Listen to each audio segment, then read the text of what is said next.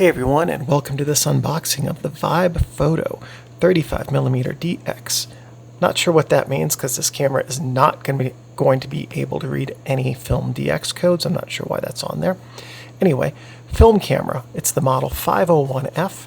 This is the Vibe Photo version of the Corex cameras like the Agfas, Ilfords, Kodaks, and so forth. This one I picked up on AliExpress. I feel like it was about $40, but it is, insofar as I can tell, mechanically and optically the same as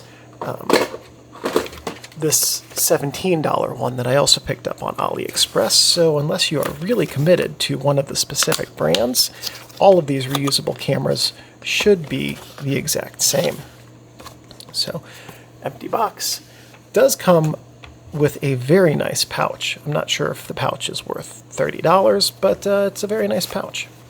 And instruction manual, very similar to the instruction manual for the other brands. So I went with the dark green body. I just thought that was a good looking camera option. So 32mm f8. You know, one thing that's worth checking is, does this have an aperture? Ooh, this is interesting. So the inexpensive one does not have an aperture that changes with the flash, whereas the Sprites, Kodaks, and Agfas, the aperture gets smaller with the flash being powered on. That's an interesting difference. Other than that, standard layout on top, looks exactly like the Dubblefilm show as well. Inside, exactly the same. And this inside is exactly the same, by the way, as the inexpensive model over there. AAA battery goes on the bottom here, so that's a slight difference from a couple of them. And it goes in differently than in some of the other models.